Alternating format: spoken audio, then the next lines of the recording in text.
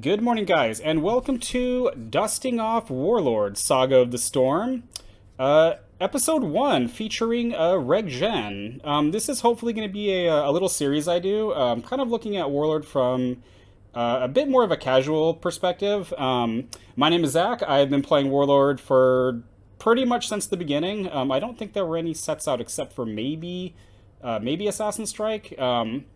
I used to go by Manticore in the Temple of Lore. I go by Monty Cora on Twitch, asking who's winning. If you're looking for how to win like the next big event, you're not in the right place. This is just going to be some casual analysis from an old head on a warlord that often gets branded as the worst ever made.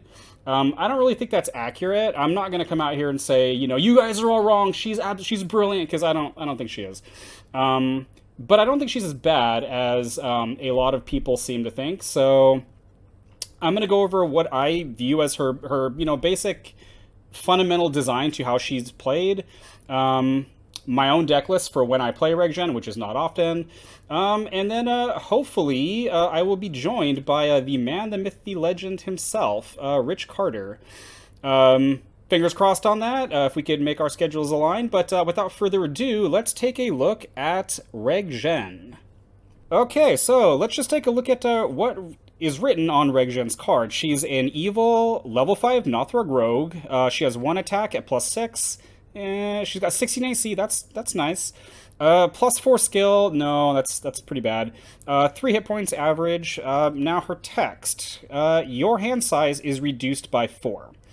All opposing warlords have the ability, order, discard all cards from your hand. So right off the bat, when you play a Rreg'Jen, your opening hand is 1 card. You get 1 card, and that might be all you get. Your opponents can at any point use the order on their warlord to discard all the cards in their hand. The other part of her text, she has the react. After the player to your left performs an order, draw a card. If the player has 1 or more cards in his hand, and Rreg'Jen is your warlord. So real quick, right off the bat, I refer to Rreg'Jen as a her, because it's Jen as the last part of the name. This might be a dude, I don't know. I'm going to refer to it. I mean, even the hair, that looks like chick hair. So one of the reasons I don't think Rreg'Jen is as bad as people seem to think is it's linked to a statement that I'm sure everybody understands, but a lot of people don't seem to apply it to Rreg'Jen. Most decks are not designed to discard their hand. Like, they're not designed to be kind of forced into tossing away all their resources. Most decks are not random, and people put cards in their decks for specific reasons. And Rreg'Jen kind of punishes you for having a deck like that. I'm thinking of things like Slayer of the Unkind, even Lord Winter. I think a lot of the fighters are kind of resistant to her because they can potentially try to win off of just their stat blocks. That is not most decks, I don't think. So real quick, we are just going to go into how she gets card advantage and action advantage basically from the beginning. I think the first turn is probably the most important turn for Rreg'Jen. You definitely don't want this to turn into a long game if you can help it. But so we're going to take a look at just my start here. So I start triple Akvuk and 2 Temwabam and Rreg'Jen. So for the sake of argument, we're gonna look at this from both if I win initiative and if I lose initiative. So obviously you want to win initiative turn 1. That's the best case scenario. So best case scenario with this startup, I win initiative, and the very first thing I do, outside of play meat at the end, if I drew it, which I probably didn't, is you swing with one of the Akvuks, okay? He's got +7 to hit. He probably hits something, probably kills something. Obviously, sometimes you're going to run into something like Defiance or Brine Fiend, and he's not going to kill something, but most of the time, the things that are opposing you, you're probably going to kill it, okay? Now it goes over to them. So they can either swing back, or they can toss their hands, they can play something, but if they discard their hand, which is what a lot of people seem to think, like I see this posted a lot, is just toss your hand immediately. Okay, so you toss your hand immediately, and that's your order. So I'm going to punch you with the second Akvuk. So at this point, you are on your second action, you have no cards in your hand, and I've probably killed 2 characters. Again, not always, but my starting formation is intact, I still have my 1 card, and you are already down 2 characters. So already I've got card advantage in multiple fronts, not only cards in my hand, but just in my formation. So you can start doing your thing, but that looks really good for me right off the get-go. After that, if we just start, likely we're just going to start trading hits. And again, I'm already up 2 characters. I'm going to go shoot into your second rank with Temwabam. I'm going to punch you with the other Akvuk, and then whatever the card in my hand is, I'm probably gonna be able to play it. That's the best case scenario. Worst case scenario is I win initiative. You know, I punch you. You don't discard your hand. You start swinging back because you don't want to be down that many cards. You're going to start putting cards into my hand, and eventually you are going to have to toss your hand. You're going to have to either play everything, which you might be able to do. Maybe you have a whole bunch of reacts to get out of your hands.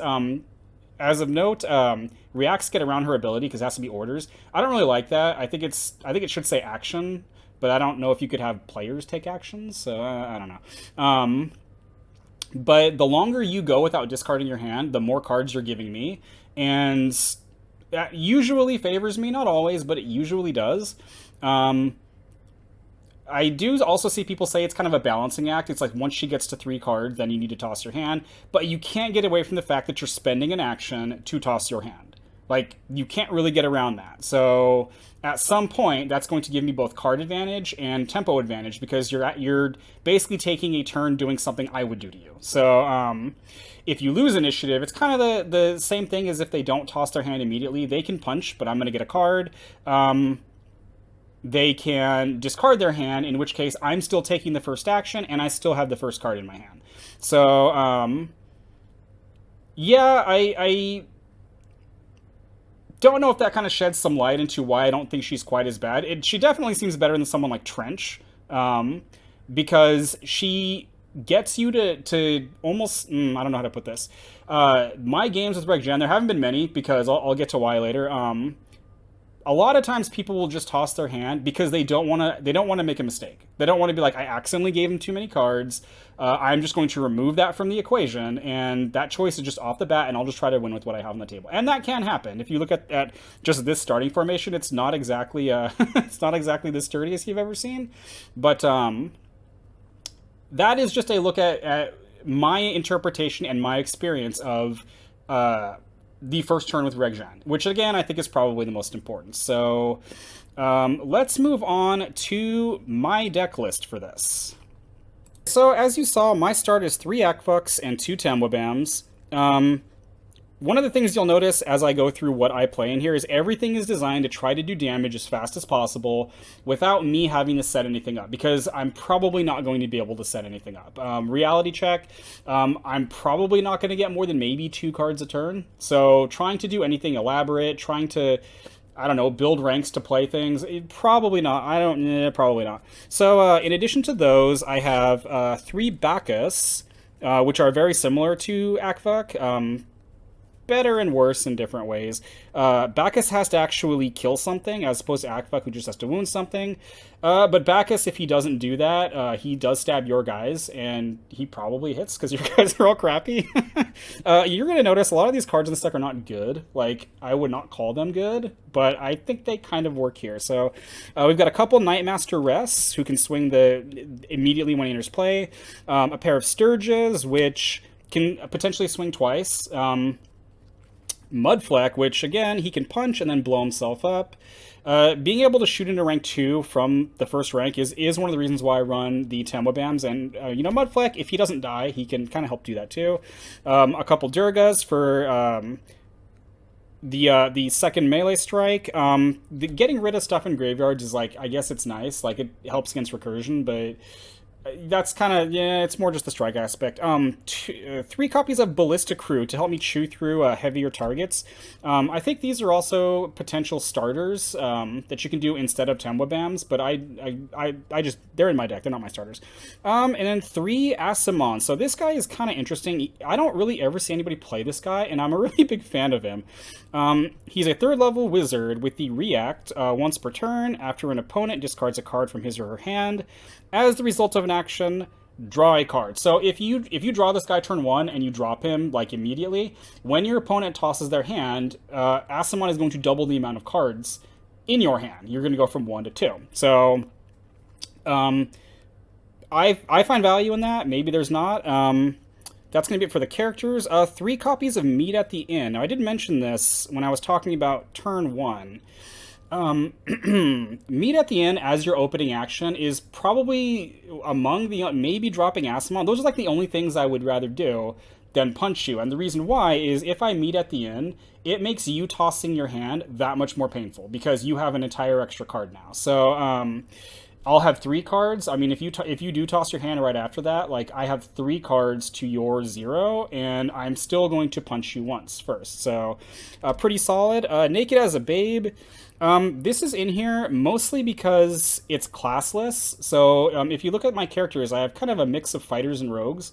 So any of them can play this. It's highly unlikely your opponent's going to be putting items on things. Like, they might, but probably not. So even your Temobams can play this if they decide to punch something instead of moving around to shoot things. So I get fine value out of it. It helps your Akvox hit things that they might not normally be able to hit, which is solid. Okay, so now we've got a couple actions that kind of break what I generally try to do with Rreg'Jen. We have 3 copies of Madriga's Quick Strike and 3 copies of Messire Diplomacy. Now, these are among the only cards in the deck where if they are my first card, I cannot really get any value out of it that turn, which is unfortunate. Madriga's Quick Strike generates a +6 melee strike, and Messire Diplomacy is another way of dealing damage. Unfortunately, she has to be in the front rank to play either of them. This version of the deck, that is the plan, is to move her forward unless you draw something else that we'll be seeing. So yeah, these most often are going to be the dead cards on turn 1. But you're probably not going to draw them anyway because you're probably not drawing many cards. So yeah, you got 3 copies of Throw. Now you can replace Throw with Unerring Shot, which came out in one of the 4th edition sets. Because the range strike it generates is higher, but Throw being level 1 means your Sturgis can play it, it means Rares can play it, Mudflap can play it. Basically, other characters can play this. So again, that cuts down on the amount of cards that, if it's the card you draw, you can't play it. So that's what I go with. 3 Buy Your Words. This is what you would, if you draw these, you're probably not moving Rreg'Jen forward. You're probably readying an Akvok. If you drew one, you might be readying a Ballista Crew.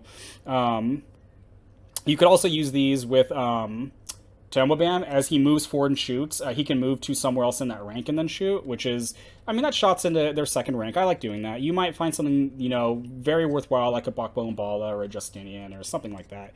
And then 3 copies of Exhaustion. Now, I hate Exhaustion with a fiery passion. I really wish this card had never been printed because there are too many Warlords, in my opinion, that they are unplayable because this card exists. So, kind of like Infinity's End, but not quite to that. I think it's worse than that. So, the reason why I play this in Rreg'Jen is when your opponent tosses their card, it is an order that their Warlord has to do. So, if they use their Warlord, to toss their hand, you can spend them. Which, I mean, that could be very hurtful. So, not only did they lose their hand, but their Warlord got spent, which, yeah. And then rounding it out is a couple items here. I have a single copy of Sharkbone Bow and 3 copies of Black Moss. So, again, going with the theme of just dealing damage. I don't care if my guys die, because they're probably going to die anyway. Black Moss is auto wounds, which is nice. The Sharkbone Bow is just a way for Rreg'Jen to project damage herself. It does have 2 shots, and she can fire it on the first turn when she moves forward. And then second turn, you can decide, do you want to move her forward again? Do you want to keep her where she's at and shoot into their second rank with the spend order?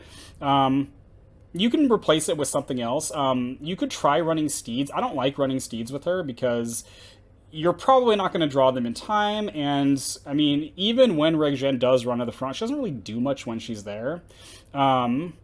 There are some other things that I have run with her in the past. I have done Steeds with Whirlwind Attack, which, the problem that I have with that is anything that you're going to wipe large amounts out with her doing Whirlwind Attack, your normal guys can probably handle. You can kind of modify your start a little bit. Instead of the triple Akvok, you can run an Urg in between them and have the Urg swing first. I don't like that because Urg probably doesn't hit. He's only got a +1. You could start Gush, which I also don't really like, but it is an option. Gunda is also... I've tried it. if they decide to get aggressive, it's better than Akvuk. The problem is they have to swing at you first, and yeah.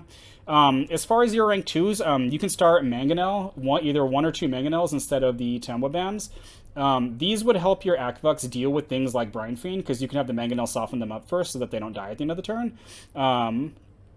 I guess that would be Bacchus, not Akvuk. But you can start Sixla, who moves forward to punch. I don't really like that, but it is an option. At one point, I did run Feral in this deck because of his ability to move forward and do damage quickly. The problem is you probably don't draw him turn one. Like, that's most of the cards that you could think about including in, at least that I think about including in Rreg'Jen. I don't, because I probably won't draw it, and if I move forward on turn one, I probably don't have a rank 3 to put Feral into play. So, yeah, there are quite a few counters to Rreg'Jen, and the problem is some of them are kind of prevalent. Like if Zod goes and searches for a Staff of Secrets as his first order, like it's really sad times. Like if he throws that on a Tinker or a Preen, it's yeah. If somebody's first action is to drop Rreg'Jen, just like don't let them see you cry, because it's the worst thing ever. But that's what I play when I'm putting Rreg'Jen on the table. I will say I hardly ever play Rreg'Jen, and one of the reasons why is she is one of the most boring warlords to play, and she is one of the most unfun to play against. Not because you can't beat her. It's that, again, most of the time the games are over super quickly and they're not interesting at all. It's just like, can my crappy characters here, can these guys chew through your army before before things get too bad?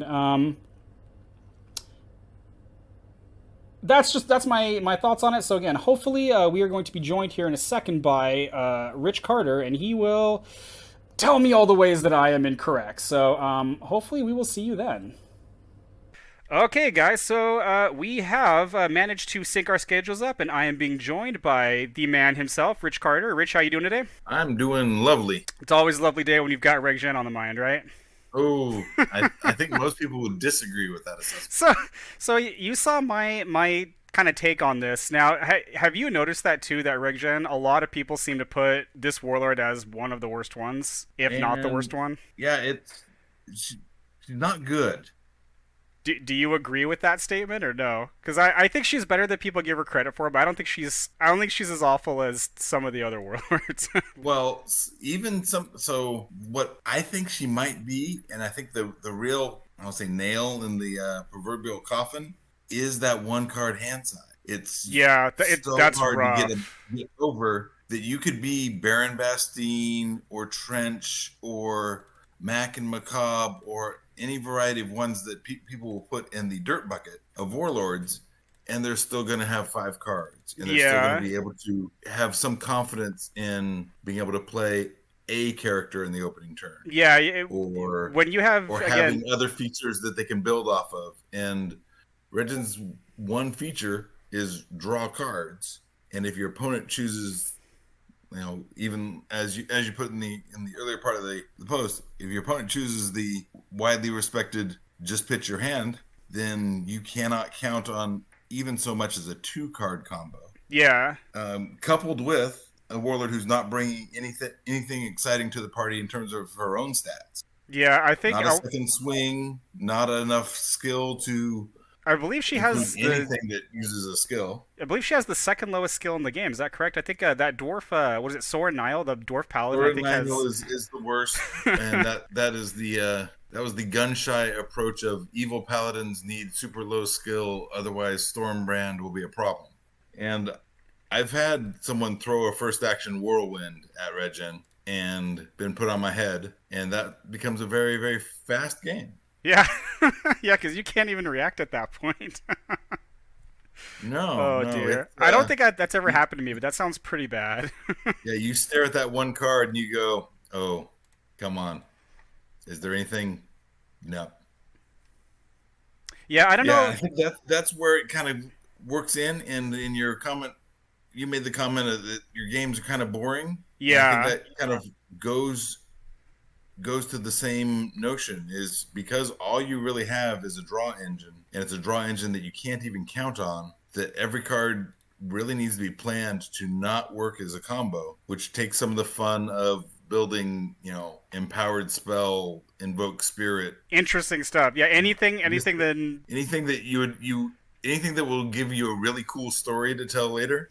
Yeah, you don't get to plan that with Rreg'Jen. Now, do you remember back? One of the things I thought was interesting when I was kind of reflecting on some of the counters I see. Do you remember back before campaign dropped, some of the for campaign edition, excuse me, dropped some of the draw engine decks that we saw back then, like back when you could run 3 Taurens. There was no loyalty penalty, so you had the crazy, what was it, the Slayer of the Unkind deck that was 3 Sathas, 3 Hasamal, 3 Taurens, 3 Burn the Inn, because everybody else is running draw too, and they would literally draw their entire deck on the first turn.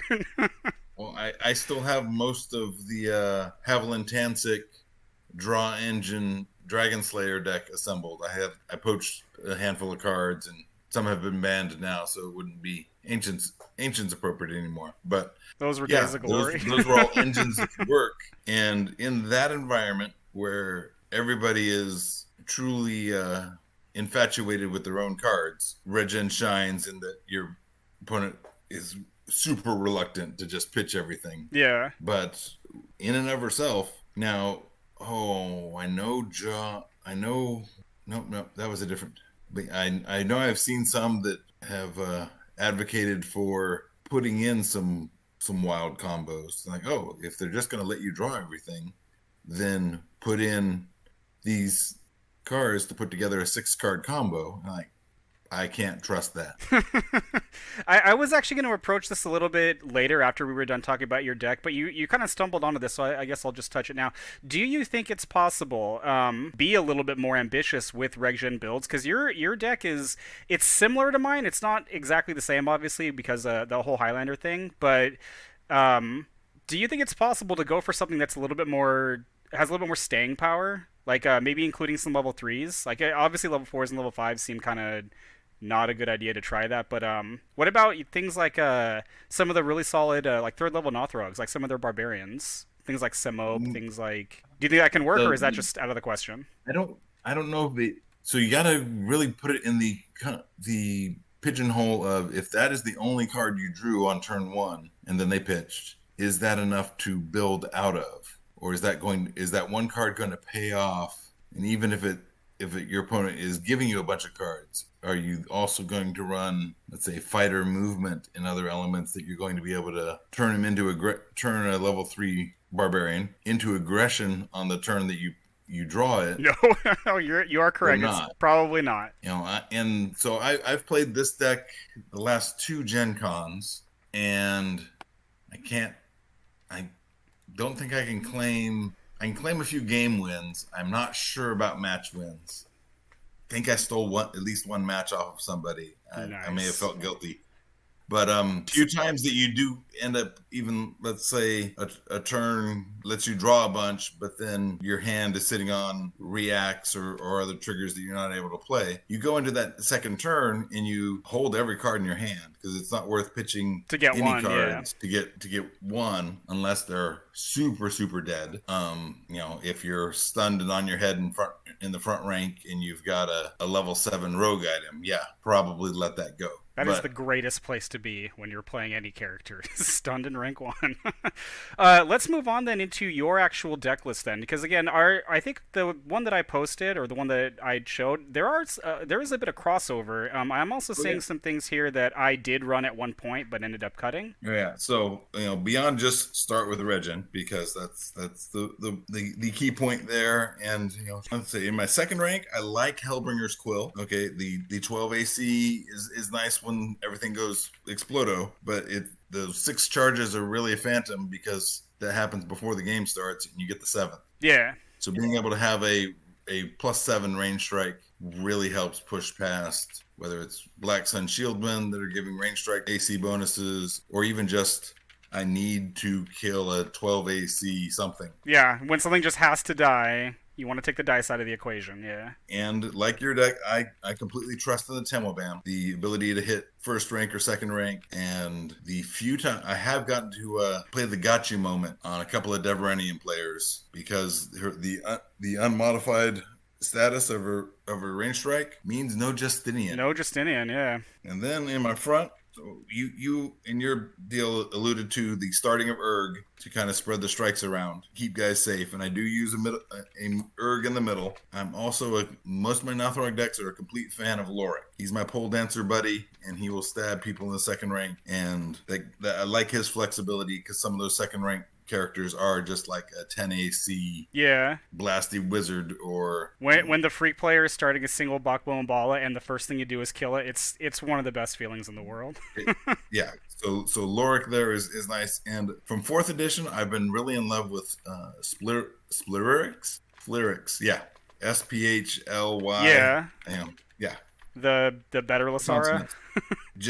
Just for the burn another card, and then if everything goes right, let's say you win initiative and you blast something with your +7 Hellbringer's Quill, and now it's a +6 attack character sitting in the front rank, that really encourages them to attack it instead of discarding their hand. Yeah. It's kind of like an Akvuk at that point, except for with a 12 AC. Yeah, I was gonna say it's that attack bonus is almost as good as the Akvuk, but again, that's much more durable. I didn't really think about that. About kind of that encourages them to not do what everybody says they're gonna do. The whole point is to force bad decisions on them, or put them in spots where they have a decision and neither of them are good. Yeah, I like it. And so yeah, that goes with the starting formation. I do have since the majority of my deck is 1s and 2s, there is the option to change it up in a game 2 situation where they've got reacts that push past stuff, or their ACs are weird or something. Going into my character base, I like Muddin, being able to generate a crit on a 16 or better. Yeah, you're talking baby. Actually, not even baby. That's better than Mercy's bonus, right? She gets 17, so he's and he's got an extra +4 attack against spent characters, and as yours has, Rest is just really good. Yeah. That tempo attack may break ranks, may force things, and a +3 is never something to be shy about. Our good friend Mudfleck, we all love the Mad Bomber, and being able to generate 2 strikes out of 1 card is also kind of key to the Rreg'Jen problem, because if you only draw 1, you need to get the most value out of it. Yeah. And my last rogue of the mix is Vaxen. Came to us out of I want to say Dragon's Fury. I believe Dragon's Fury is correct. And anytime you can generate an extra spend on the other side. Yeah, because Vaxen, if memory serves, has no level limitations either. No, he just has to be close enough to you. Yeah. Within 1 rank. I've got Wyvern's Talon in. Sometimes you do need to generate that 2 wound hit or that bigger attack bonus hit if you've got enough bodies to push it, or it just scares somebody who's throwing sieges on the table. And I am running your friend Akvuk because can't scoff at a +7 strike. Yeah. And because of their big bonus and their low AC, they put your opponent in that, what decision do I take? I can kill one, probably, or I can do something else. The best feeling is when they swing at it and they don't hit it. Like, the dice just say no. Oh, yeah, that is. And like you point out, for possible different starters, I have a Gush in here. Probably not the right call, because it's usually not a starter, and that's where all that is really going to shine. To that note, I am running Harak, which... Yeah, I don't think he's bad. Just, he didn't make the cut for me. I don't have, was it Bacchus? Bacchus, yeah. If he doesn't kill something, your opponent let him punch. He's similar in that role, just... He doesn't have the same thirst for blood. Yeah, no. When Bacchus turns against you, it's sad because most of my guys have such low AC that it's almost a guaranteed thing that Bacchus he's taken one of my people. And I am running a Wheeled Pikes because, again, a nice +3 attack. If the rank structures are starting to break down, you got that reactive +7 or +5. I went old school, and I've got a Timok in here. Yes. +0 for 2 double wounds. Sometimes you just throw that dice in the air and hope for gold. Other times, something in your hand, like a Naked as the Babe, or flank them, or take advantage, can come to the fore, and you get to just wreck something. Let's see what's left in here. We've got Durga. Unfortunately, the 4th edition reprint of Durga changed the... I don't want to talk about that right now, because I'll go on It's +0. It's still another strike. So again, you only get 1 card. You want to get it to give you the most payoff. You are One not dude performing incorrect. 2 strike is totally on board with that. And in that flavor, Kath Kartal, if he can get a kill. I actually was running Calf Cartal. I dropped it for Mudfleck, but yeah, I think very solid. Yeah, I mean, depending on most people starting armies, there's something you can get a kill off of, and the tempo of a Rreg'Jen plan is really about keeping your opponent off their plan. So if those extra strikes are enough to crumble ranks and get them staring at cards they can't play, then it is fortunate that the way Rreg'Jen's written is all or nothing. Either you pitch them all, Yeah. or you keep giving me draw. So then the last two I've got are a little self-leveling love. We've got Sanuris for his ability to generate extra levels for himself and potentially extra potentially wounding more wounds. Yeah. from 4th edition, who comes in with power attack. And if he can kill something, he gets another +4 attack, AC, skill, and a hit point. Actually, we're gonna see that's kind of a theme in this deck. Is some of these some additional levels. Yeah. So it'll be interesting when we get to that.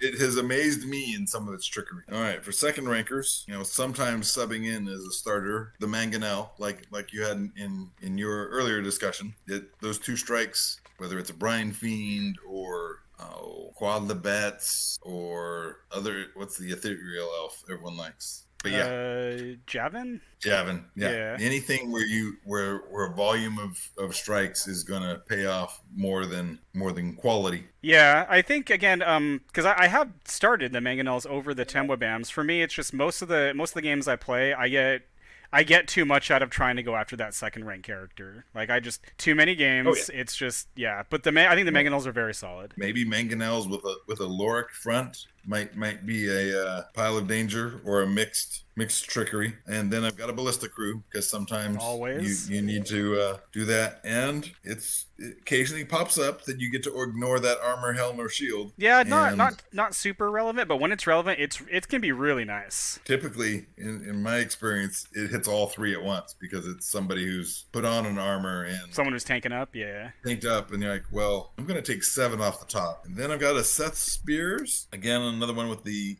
what was that, sneak attack with a come into play action to gain marksmanship, and it's got a +4 range attack. So the skill's garbage, and so marksmanship 8 is still less than a 50%. Yeah, the +4 by itself though is not bad. But the base +4 will stick around, and that one turn where you can maybe either push for distance or drop a second wound on something holding ranks, or the extra +5 even. Turn it into a +9, and nobody's going to be sad about that except for your opponent. And then I've got Kish, who's the other one who came out of Eye of the Storm, and he's got the crits on a 16 or higher on a +2 strike, which isn't great, but it's still crits on a 16 or higher. So your range, and it's may move forward. Rarely do I take that choice, but sometimes if it's going to set the next turn's tempo where I can start shooting the second rank, or my ranks are folding. But so few level 2s in here that folding ranks is a problem other than keeping Boss Lady alive. I am running 1 level 3. I am running a catapult crew because it fits the theme of everything in this deck. It gets to provide violence on the turn it comes into play. Yeah. And if it's sitting behind, if you got Rreg'Jen sitting in rank 2, maybe with a bow and a catapult crew behind her, your opponent cannot ignore that for too long. Hopefully not. Okay. Is that it for that's it for the characters, isn't it? Yes, it is. So one of the things I saw, if you want to, I don't want to mess up your order. One of the things I saw that really kind of raised my eyebrow when you sent me this list was, and I just mentioned this earlier, all of the leveling in this deck. Yes. Now I don't know if it makes it good, but it does make it interesting. I mean, we can adjourn to the leveling portion of the actions because I actually have all those set aside. Yeah. So let's go over those. So in the actions, I do have the traditional leveled. Partly to help shore up ranks and give you more attack bonus because some things are going to hit the table that aren't easy for even the green team to smack at, and certain things like Sanuris will really benefit. Sanuris with a leveled on, that's a good time. And then I'm running an Eternal Champion, came out of 4th edition as an alternative leveling. You get level hit point and additional wound against equal or lower level characters. So most of the time, in this case, it's only going to be a level 2 character, so you don't get a lot of mileage on that. But if that does trigger on a Sanurus or someone with another leveling, and you can hit 3 one way or the other, then you're kind of in the sweet spot, because that's where a lot of people's multi-wound things they use to shore up their ranks are coming at the, your standard. It's a level 3 fighter. It's got 2 hit points and 16 AC. Yeah. Stun him forward and hope we can wear these green guys out. And I am running 1 Prince Among Thieves. Good for rogues to pick up a level of hit point in stealth and additional wound against spent characters. If things are going right for you in Rreg'Jen world and they're having to push, stun forward characters, that can give you some more targets. If it's something like a Muddin who's already doing extra attack bonus against spent characters, it can add in. Yeah, all the bonuses light up. And then I've got a Dreadnought, which requires you to kill a higher level character. But again, most of my army is running level 1, and it's strictly a fighter one, but it gives you another strike and an extra +3 attack. And more strikes, again, make every decision your opponent is having to look at is who do I ignore, or who's going to keep swinging harder. Yeah, one of the things I also kind of noticed when I was looking at this is, I believe it was mentioned at one point, your opponent might, if they see something like an Akfuck, they might risk giving you that card because they just need to kill it. But if that Akfuck has 2 hit points and they can't just swat it down, like that could be interesting.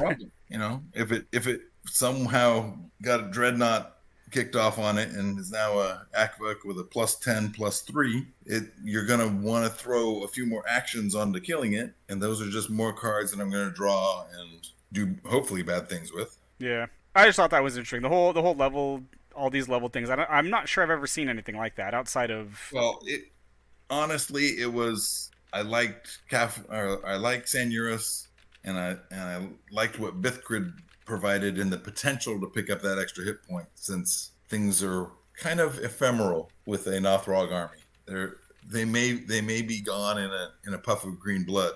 Yeah. So ways that I could internally support them, and by most of these being classless and kind of carrying over across all these level 1 characters, there's rarely an opportunity where I don't get to play one. All right, we'll stick with the classless pile of tricks here, and I'm running a Blind Vengeance because the tempo on that and the turnaround when people are trying to kill off your characters is good, and that you can turn, let's say, right off the bat they go for a swing, I redirect it to Urg, who Urg says spend react, go for it, and now I'm doing a Lorik swing for +6 into their second rank. Yeah, for 2 wounds. For 2 wounds, yeah. Yeah, and that it kind of floats out there if it pops early and you've got 1 or 2 level 1 characters, and the strikes, the opportunity for the strikes haven't happened, it floats out there until it does. And so I've liked Blind Vengeance in a lot of, we'll say, weenie swarm sort of situations, because it changes the math, and at the react speed, it changes it at the right time. Yeah. I am running a Take Advantage, as Timic really likes, or just really any time if you're pushing to crush their ranks, and it doesn't even have to be like a level 4 falling down. It might just, you remove all question when you swing it. Let's say your opponent shot with a level 2, and then you killed the rank 1, and they stun down their level 2 guy. That's fine. I don't trust my dice right now, and I'm rolling a +1. Let's make sure. I am running an Exhaustion, kind of par for the course with the Ancients environment, and I usually have enough bodies that in a turn 2 or turn 3 sort of situation, I can spare somebody. Yeah. And like you said, if they're using their Warlord action to get rid of cards, remove that. Yeah, it's kind of hit or miss. Stats problem, because if it's a 3 or 4 swing fighter that's starting in the front rank and says, I'm ready to go. I'm going to pitch. Right, yeah, cool. When that happens, it's great. You do have some situations where what you're hitting with it. Like I think the worst instance I had was I think his name is Samuel. That freak cleric who has he can double gift from above. He's like, that's cute. I don't care. And I'm like, oh, it's it's the only card in my hand. Yeah, that's not his plan. But I am running a Forced March because if they're dropping a level 4 and trying to use it to shore up the ranks, that will pay for itself in dividends. 1 meet at the end. Best card in Rreg'Jen, in my opinion. Maybe when you meet at the end.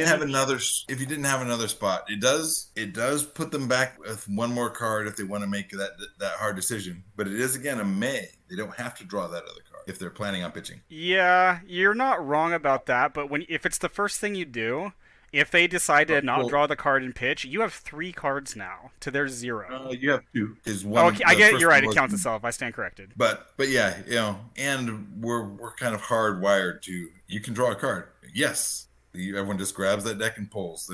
Very rarely does anyone exercise the May clause. I am And I guilty of am running a this. flank, like flexible to get a +5 attack or an extra wounding, depending.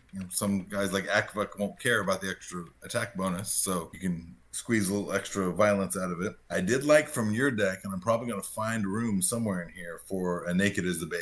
Yeah, the reason I run that over the flank them is because I'm afraid I'm gonna get flank them, and I think it's fight in the sewers is the other one. The ones that are rank dependent, where you either have to outnumber them or be outnumbered. I'm always afraid that I'm gonna draw it and I'm not gonna be able to play it. It's probably an unwarranted concern, but that's why the Naked as a Babe is in there. For Nothrogs, flank them is usually pretty safe because you're going to do like a first action tempo bam. So now you've got 4 in your front rank. If you Okay, got double yeah, tempo bams, that makes you're sense. you're going to go to 5 in your front rank in short order. And so it's rare for someone to actually end up with more than you because you've got the move and shoot that kind of breaks the tempo curve on things. That's fair And enough. Yeah. and that you can have Lorik flank them into rank 2 as your first action. Oh, that is pretty nice. I still have one in my box.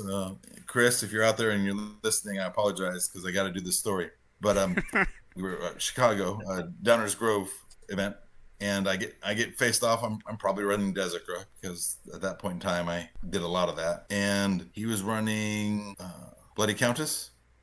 Yes, first action he uses a movement to go to second rank. My first action, because he had he busted some of his rank down, so he only had the 2 characters in his second rank after moving. And I go, Lorik is going to flank you. I'll go for the extra wound. I rolled a 15, give him 2 wounds before giving a fighter warlord 2 wounds even before they've walked into the front rank is kind of the kiss of death.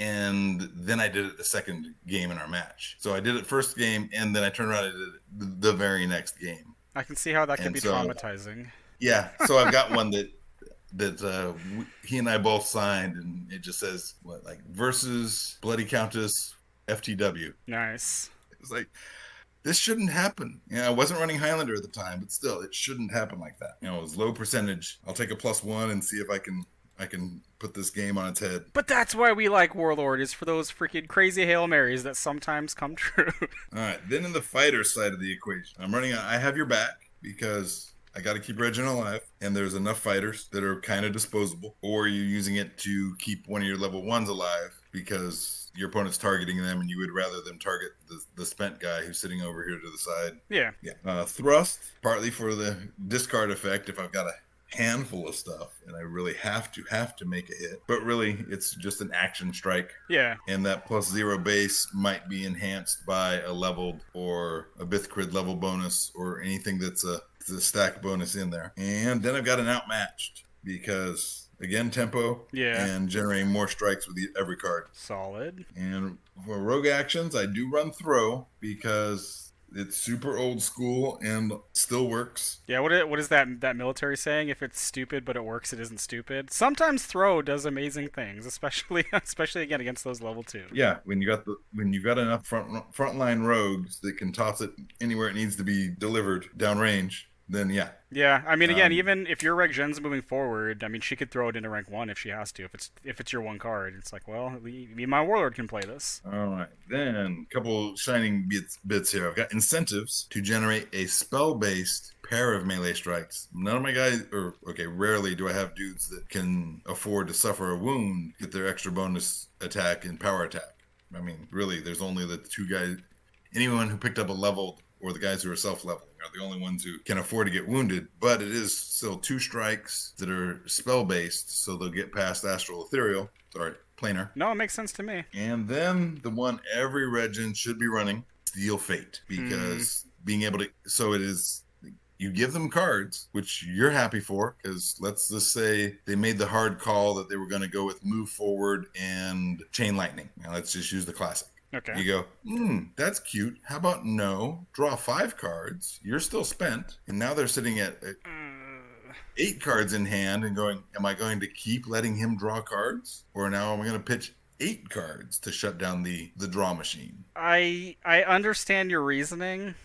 I don't know. I need to try it. I specifically haven't played it mostly because it's one of those cards where, again, most of the time when I play Rreg'Jen, my opponent, they will just toss their hand. Like, it's not all the time, but it's probably 85 to 90% of the time. They don't even look at Well, their hand. They're just like, I'm just tossing it. We're gonna duke this. I'm not afraid of your I'm going to mudslide. say, So but I am going to say, approaching 100% of the time, if it's a cleric warlord and they drew a mass blessing, they'll play that first. okay, Because point taken. the payoff is there, and then you go, well, draw 4 more cards and no mass blessing, and now it's Akvek's turn to swing. If I play her again, I'll give it a try.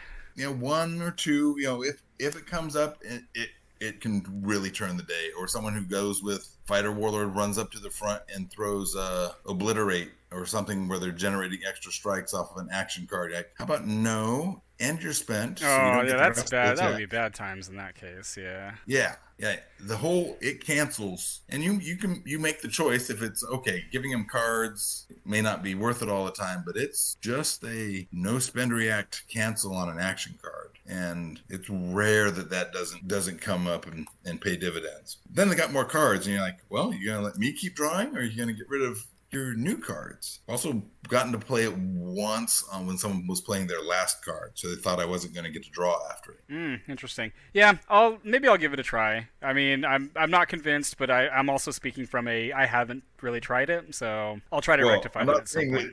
that any of this is genius. It has the potential for, but that's situational genius that we've decided is our working textbook definition of jank. You know, if Yeah. it works once and you get to tell a story about it, then it works. All right, item wise, I'm running the Black Moss again. I've got all the level 1 bodies that can spare, and sometimes you just need to do that wound. Yeah. I am in favor of bows. What were you running? You were on the Sharkbone? I run a Sharkbone bow, yeah. Just one. Yeah, so I've got a Wyvern Sting bow in here, real similar on the order, and then on the spend order, I think the Sharkbone, smaller bonus, but goes farther. A lot of it is for Sharkbone, it's because it's level 6. It's if it's turn 3, I can equip it You in have rank 1. ambitions of being in the front. My Rreg'Jen goes to the front. She doesn't really do much when she's there, but that's the plan. And then I'm also running Diversion from the Cartwright set, and the other 2 Cartwright set items, the Pilferer's Gloves and the Gaudy Hat. Partly, if weird situations come up where I actually get to trigger the Pilferer's Gloves or the Gaudy Hat, I can look for other pieces, which in a Highlander deck, searching for anything is good. Yeah. And in a Regen deck, digging any further in your deck Even better. without having your opponent participate is also good. Fighter items, I'm running 1 Destroyer's Armor because Nothrogs have a whole lot of character abilities that do cool things. Sanuris, Timok, etc. Yeah. And being able to change their stats into +3/+3, 13 AC. Yeah, that's a very different Timok with that thing on. Yeah, he gets a little respect. And it makes them a level 3, so turns Sanuris into Mother a of real God. threat. You know, he may not trigger his own leveling at that point, but you know, he's doing 3 wounds per strike. So we accept certain trade-offs. My original version, I was also running a fine-hilted saber, kind of for a similar. It produces extra strikes. It gives you a temporary hit point. It kind of bends the math on Nothrog level 1 characters, and that one's still kind of potential. I think there's maybe some of these other things could be dropped for going back to that, since my fighter count is a little higher than my rogue count. Then for Regen, I threw in a bodyguard because I don't want to get shot by any of the variety of sniper decks that are running out there, whether they're going Assassin's Arrow into a rapid shot and then pushing the distance, or some sort of Bezorch that's going to hit me in the face from where I want to be comfortably behind people. Yeah, makes sense. And I'm not planning on doing anything untoward from 3 ranks away. So Yeah, well, I mean, also just stop a pit fight. pit fight, Staza fast hands. I'm running 1 giant toad. I think somewhere in here I would like to fit in another steed of some flavor, probably like a cloud racer. So I'd have the option to usually, if it's turned to where I can, then I usually have cards to spare that I could run up to the front, take a swing, and then scurry away into the second rank before 17 swing Zod gets back up or whatever. Okay. But I like Giant Toad because he's all in one. It'll let you step up, use that one, we'll say mediocre at +6, but you know, that 1 melee strike, and then move to a safe place, and then maybe attach your bows and still shoot. And I'd say almost, I'd have to check the big pile of Highlander decks that I'm running, but I don't know how many don't have a symbol of Caravison. The +1 and 1, the 4 skill, that doubles Regen, which Yeah. is ridiculous that any card will do that. But it's more a personal affectation that could be changed out for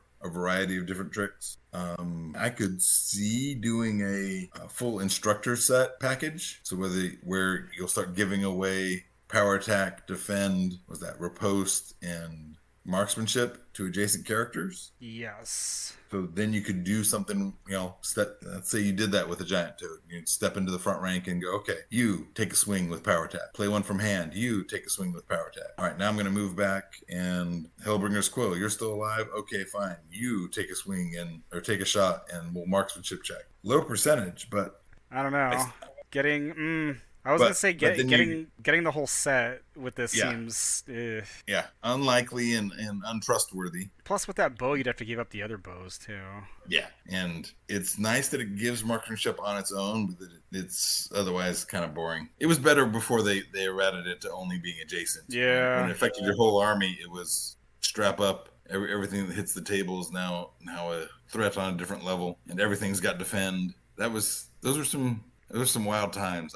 You roll a lot of dice at that point. But I think that's kind of the sum total of this wild, janky Highlander Rreg'Jen that I've thrown around the last couple of Gen Cons. It sounds like you've actually played the Warlord quite a bit more than me. Again, I have. It's been a second since I've played mine, only because again the games.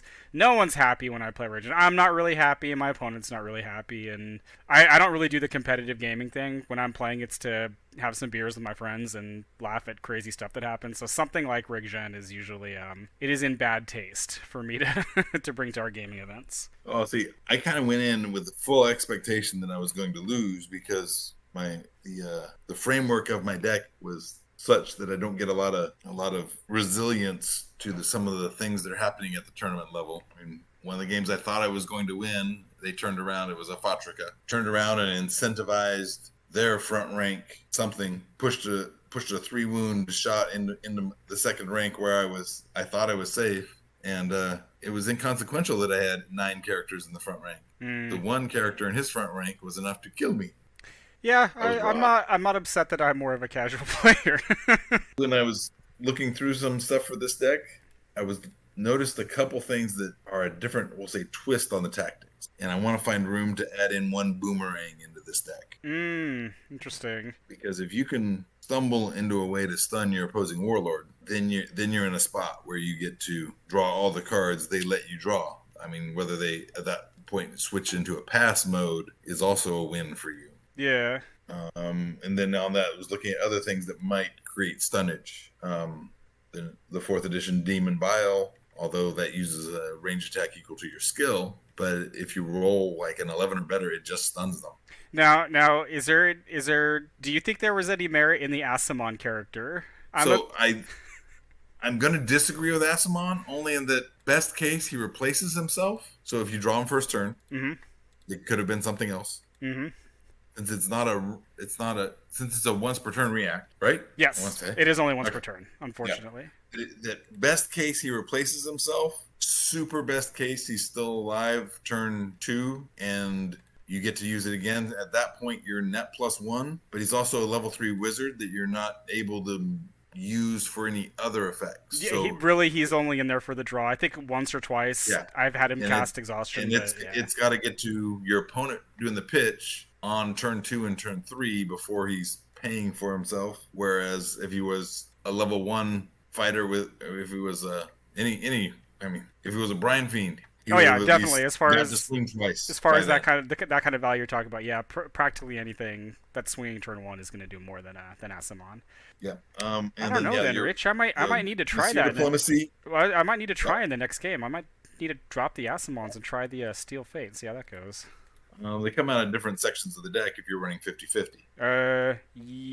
I know I'm running, at least I believe I'm running 25 characters, so it should be fine. Yeah, so the Mystere Diplomacy and the Madriga's Quick Strike, because they require you to be up front, seem to be rough in a deck that any movement. So either, I'd say if you wanted to keep those as a tactic, finding some movement pieces that either are flexible, like whether it's an action that has a movement or something else, Probably or just riding horse. I have yeah, tried that in the past, in the very distant past. Again, I think this may have been before Campaign Edition dropped. I did attempt to use Whirlwind Attack with Rreg'Jen because I was a big fan of that card. And her +6 base was better than like Logan playing it at +1. It wasn't consistent enough for me. I may revisit it again in the future. Kind of unlikely because again I don't play this Warlord all that much. yeah. And then if you were gonna keep up with some front rank, Norn's Stinger. I want to say that was a 4th edition. I believe that was one of the 4th edition weapons. Yeah. Yeah. Going up front just doesn't seem like it. The payoff felt like it was gonna ever really be there. But well, I mean, to be fair, I mean, a lot of the games that I have played with Rreg'Jen, I mean, the games are almost over before she can get there anyway. yeah, that's where I'd say. Most of the games that I play with her, it turns into their first thing is they toss their hand. I start punching with things. Our starting formations just go at it, and sometimes mine wins, sometimes it doesn't. Yep, and unfortunately, the way she's written, that's all you get. You don't have any other text that you can feed off of. You don't have another trait. You don't have a gains in attack. It could have been written like +0 attack, but gains and attack bonus equal the number of cards in your opponent's discard pile, or half of, or whatever it would be for balance. I'm like, okay, then it's a hard decision on your opponent. If they can discard cards, that helps you. But yeah, the other is that so many players have so little experience facing off against Rreg'Jen. Even in some of the tournaments, like they knew she existed and would read through her a couple of times and go, "All right, I think I know what I'm supposed to do." Yeah. And if it's a true rookie, I'll play them a couple of actions. And go, you probably want what's left in your hand. Is it worth you giving me more cards? Yeah. No. Well, I think that's one of the reasons why this was one of the Warlords I really wanted to kind of review, even from a casual perspective, because a lot of the people's responses. I mean, I don't consider myself a good player, but a lot of the responses, it's like you really don't seem like you've actually sat across from this before. You're just saying this is what I do, and it's like I don't know if that's going to work out exactly the way you think it's going to. And the other that I kind of, when I was putting some brain power on this, there is the immediate toss, and then there's the 1 or 2 key plays before the toss. Whether that's, let's say you go Breastplate of Power, all right, so that's extra stats. If you're a fighter warlord and it's gonna force turn multiply. into a slugfest, then you want something that's going to give you the edge in that slugfest. If you're able to do, let's say, a Paladin Warlord and go Verdotham out, okay, now I pitch, then I move up, and I do my writing, and then I move up again, and now you probably win. A couple of plays, whether some of the solid level 4s with 3 hit points and a decent AC might be worth. I'll play this pitch, and I can hide behind this meatball for a couple of turns till you run out of gas, and then finish up. Yeah. So there's a few times where that opening hand of cards you might be like, no, it's worth giving them cards. Okay, so we've been going on for an hour and 15 minutes now. So probably that's par for my course. You know what? It was a good hour and 15 minutes. So all right, probably got a little edits to pop in there. Oh dear, I'm looking forward to it. Card pull-ups, but I appreciate it. No, I appreciate you coming. I appreciate you coming on and sharing your insights with us. Some of the stuff that you have in your deck and have commented on has given me some to think about. So, thank you again, sir. I will catch you when I catch you. Alrighty. And that is gonna do it. Pretty sure I misspoke Rreg'Jen's name in my half of it, and good on Rich for correcting me on my Maddie math. But yeah, thanks for checking this out. Questions, comments, personal Rreg'Jen stories you want to entertain us with, put them down below, and I will catch you in the next video.